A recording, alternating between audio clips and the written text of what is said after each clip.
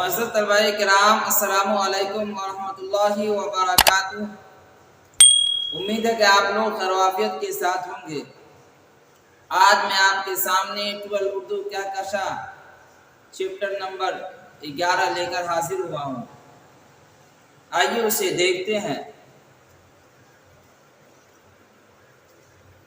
مولانا ابوالکلام آزاد اس chapter کے مصنف ہے، یعنی رائٹر ہے، اور انہوں نے غبار خاطر سے 3 خطوط یہ خط کی جمع ہے، اور خط بولتے ہیں ایک دوسرے کی خیریت معلوم کرنے اور اپنے تبادلہ خیالات کو دوسرے تک پہنچانے کو۔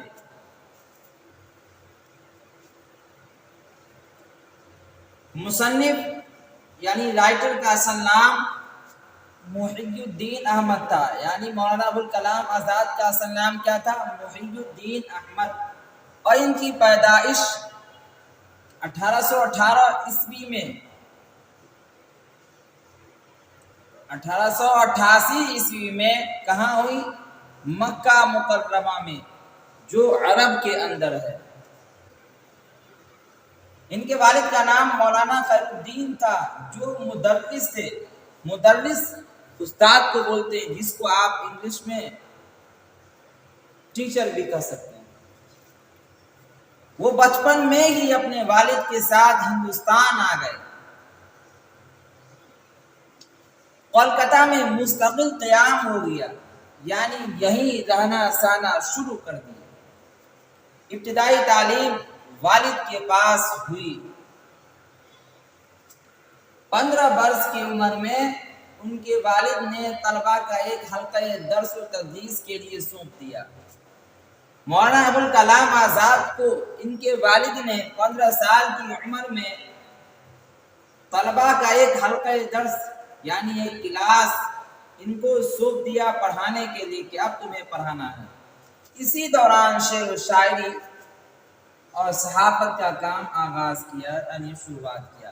صحافت بولتے ہیں اخبار کے کام۔ 1903 عیسوی میں محض 15 سال کی عمر میں لسان الصدق شائع کیا۔ کس نے؟ مولانا ابوالکلام آزاد نے۔ 1906-07 عیسوی میں محترمہ زلیخا بیگم سے ان کی شادی ہوئی۔ ان کی شادی ہوئی کن سے؟ محترمہ زلیخا بیگم، جو کہ ان کی بیوی ہیں، اور کب ہوئی؟ 1906-07 عیسوی میں۔ 1908 عیسوی میں ان کے والد کا وفات ہو گیا، مختصر علالت کے بعد، یعنی مختصر بیماری کے بعد۔ 1912 عیسوی میں انہوں نے اپنا اخبار یعنی الہلال کولکتہ سے نکالا۔ اخبار کا نام الہلال تھا، جسے بعد میں ہندوستان کی جنگ آزادی کا سب سے معتبر ترجمان مانا گیا۔ کس کو؟ الہلال کو۔ ہندوستان کی جو جنگ آزادی ہوئی اس کے متعلق الہلال جو کہ اخبار تھا اس کے اندر لکھی گئی تھی، لیکن 1914 عیسوی میں الہلال کو بند کر دیا گیا۔ حکومت کے جانب سے الہلال کو کیا کر دیا گیا؟ بند کر دیا گیا۔ 1915-16 عیسوی میں الہلال کے بدل کے طور پر البلاغ شائع ہوا، یعنی جب وہ بند کر دیا گیا تو بدلے کے طور پر البلاغ شائع ہوا۔ اپریل 1916 عیسوی سے وسط جنوری 1920 تک تقریباً 44 مہینہ جیل میں بند رہے۔ کتنے مہینہ؟ 44 مہینہ یہ جیل میں بند رہے۔ پھر رہائی کے بعد وہ 1920 عیسوی میں مہاتما گاندھی کے بلاوے پر کانگریس اور مشترکہ اجلاس میں شریک ہوئے۔ جب ان کی رہائی ہوئی تو 1920 عیسوی میں مہاتما گاندھی کی بلاوا آیا، اور بلاوا آنے کے بعد وہاں گئے اور مشترکہ اجلاس جو تھا اس میں یہ شریک بھی ہوئے۔ 35 سال کی عمر میں مولانا آزاد 1923 عیسوی میں کانگریس کے صدر بنائے گئے۔ 35 سال کی عمر میں مولانا ابوالکلام آزاد صدر بنائے گئے۔ کس پارٹی کے؟ کانگریس کے صدر بنائے گئے 1923 عیسوی میں، اور ان کے صدارت میں بھارت چھوڑو تحریک کا آغاز ہوا، شروعات ہوا۔ یعنی انہی کے ریکھ دیکھ میں بھارت چھوڑو جب تحریک کا آغاز ہوا تو انہی کے دیکھ ریکھ میں ہوا، اور ہندوستان کے پہلے وزیر تعلیم بنائے گئے۔ وزیر تعلیم بولتے ہیں شکشا منتری کو۔ سب سے پہلے ہندوستان کے وزیر تعلیم کون ہے؟ مولانا ابوالکلام آزاد ہے۔ آپ اسے ذہن میں رکھیں، یاد رکھیں۔ اپنی وفات 22 جنوری 1958 تک اس پر قائم رہے، یعنی اپنے عہدے پر، یعنی وزیر تعلیم جو بنائے گئے تھے، اسی پر یہ 22 فروری 1958 عیسوی تک قائم رہے، یعنی کام کرتے رہے، اور متعدد تصانیف یادگار چھوڑے، جیسے خود نوشت ترجمان القرآن 3 جلد میں، یعنی 3 کتاب میں، نام ترجمان القرآن سے تھا، اس کی جلد 3 تھی۔ انڈیا ونس فریڈم اور غبار خاطر، اور ان کے خطوط اور مضامین بھی شائع ہوئے، یعنی یہ کتابیں بھی لکھی اور خط اور مضامین بھی انہوں نے کیا کیا؟ لکھا۔ یہ تو ان کے متعلق کچھ باتیں تھیں۔ اب یہاں دیکھیں، غبار خاطر سے 3 خطوط کس نے لکھی تھی؟ مولانا ابوالکلام آزاد نے۔ کس نے؟ مولانا ابوالکلام آزاد نے۔ اور یہ تینوں خط قلعہ احمد نگر میں لکھا، جو آپ کی کتاب کے اندر بھی موجود ہے، آپ اسے دیکھ لیں۔ آپ بتائیے کہ اندر غبار خاطر کس زمانے کی تصنیف ہے؟ غبار خاطر بھارت چھوڑو تحریک کے زمانے کی تصنیف ہے۔ غبار خاطر میں کتنے خطوط ہے؟ کل 24 خطوط ہیں۔ صدیق مکرم کون ہے؟ صدیق مکرم حبیب الرحمن خاص شیروانی ہیں۔ غبار خاطر کے خطوط کس جیل میں لکھے گئے؟ قلعہ احمد نگر کے جیل میں لکھا گیا۔ مولانا آزاد کی 3 کتابوں کے نام بتائیے۔ غبار خاطر، انڈیا ونس فریڈم، ترجمان القرآن۔ مولانا آزاد کس ملک میں پیدا ہوئے؟ سعودی عرب میں۔ مولانا آزاد کا سال وفات کیا ہے؟ 1958۔ مولانا آزاد پہلی بار کس عمر میں کانگریس کے صدر ہوئے؟ 35 سال کی عمر میں۔ مولانا آزاد کے 3 اخبارات کے نام بتائیے۔ لسان الصدق، البلاغ اور الہلال۔ مولانا آزاد کون سی چائے پیتے تھے؟ وہ چین کی چائے پیتے تھے۔ اس کے بعد دیکھیں مختصر سوالات۔ مولانا آزاد کی نثر نگاری کی خصوصیت بیان کیجیے، یعنی انہوں نے جو نثر لکھا ہے اس کی خصوصیت کیا ہے؟ انہوں نے متعدد کتابیں لکھی ہے۔ ترجمان القرآن جو کہ 3 جلد میں ہے، غبار خاطر، یہ سب ایسی کتاب ہے جس کی وجہ سے انہیں نثر نگار میں شمار بھی کیا گیا، اور انہوں نے متعدد خطوط اور مضامین بھی لکھے ہیں، جو ان کی نثر نگاری کی بہترین کتاب ہے۔ اور انہوں نے نثر نگاری کے اندر جو زبان استعمال کیا وہ نہایت سادہ استعمال کیا، ایسی زبان کہ جو کوئی پڑھے اس کا دل اس کتاب پر مائل ہو جائے۔ اس کے بعد دیکھیں مولانا آزاد کی حیات پر 100 الفاظ میں ایک نوٹ تیار کیجیے۔ الفاظ اور حرف میں فرق پہلے سمجھیے۔ حرف جیسے الف، با، تا، اسے الگ الگ کو حرف بولیں گے، اور الفاظ بولتے ہیں جیسے آنا ایک الفاظ ہوا، جانا ایک الفاظ ہوا۔ مولانا آزاد کی پیدائش 1888 عیسوی میں مکہ مکرمہ میں ہوتی ہے، جہاں ان کے والد मौलवी खैरुद्दीन मुदर्रिस थे, उस्ताद थे, टीचर थे। और इनका असल नाम मुहिद्दीन था।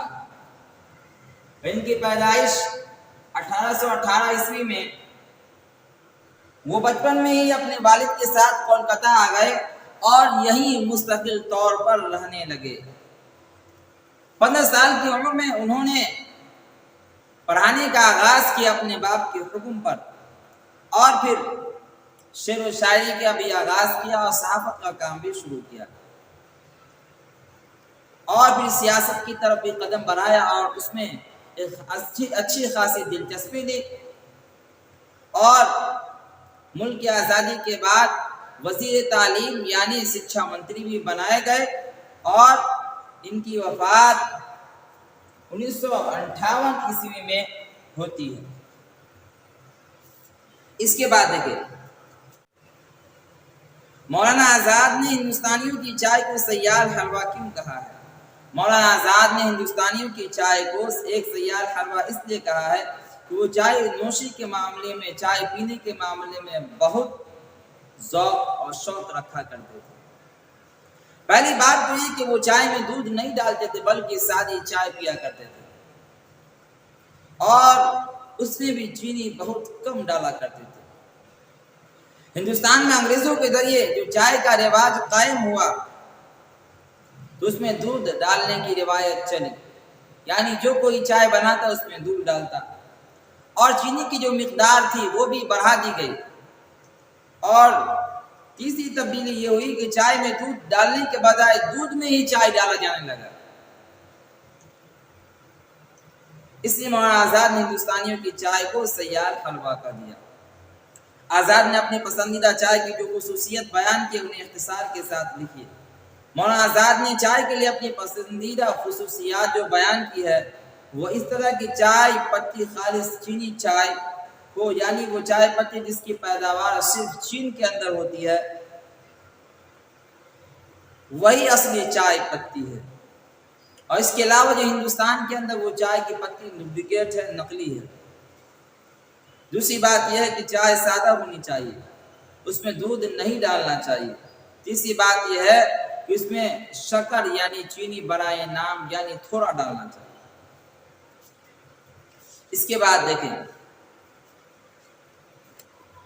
आज़ाद ने जेल के अहाता के किसी पुरानी कब्र को देखने के बाद किन कैफियत का इजहार किया है।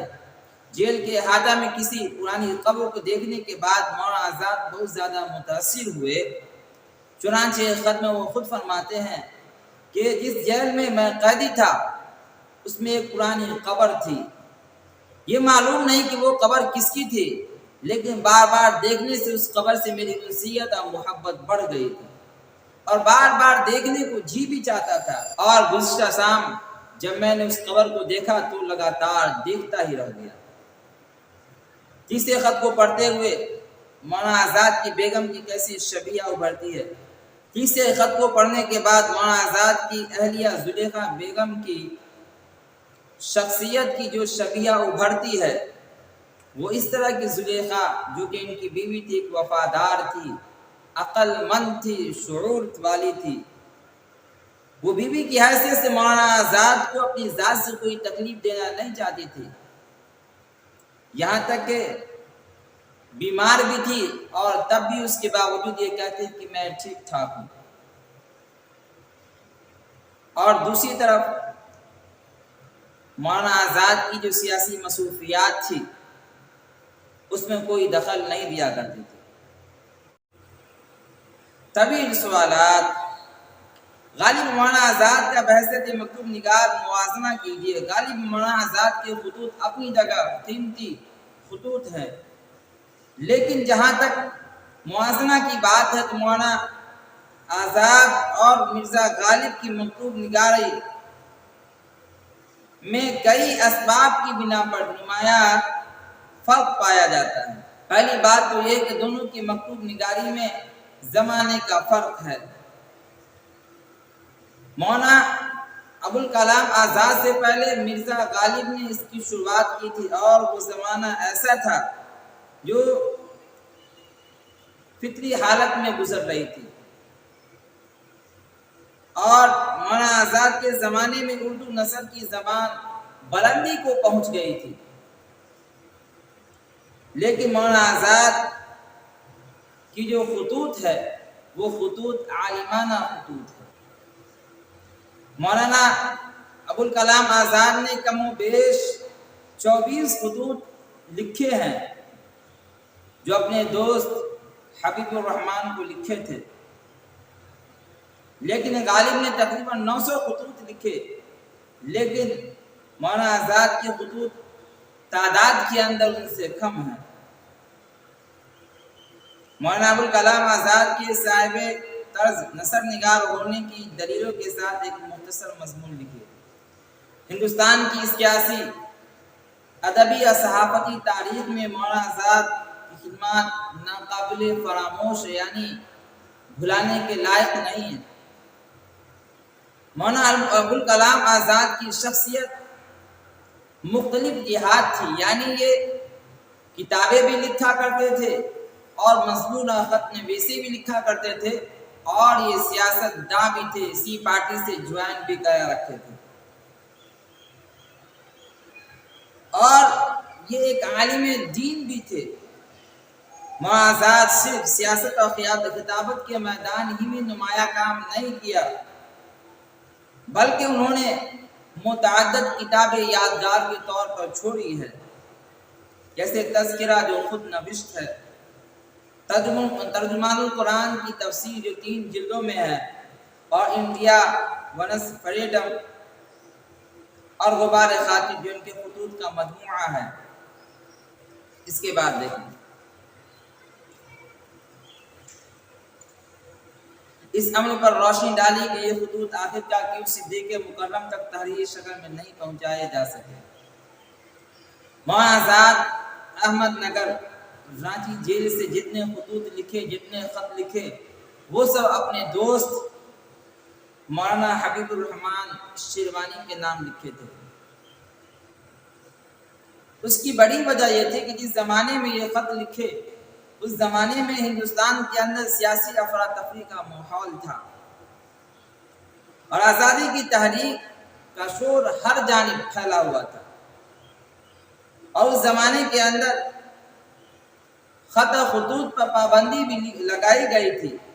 مختصر یہ کہ ابوالکلام آزاد نے ہندوستانی سیاست کی انتہائی نازک موڑ پر غبار خاطر کے 3 خطوط لکھے۔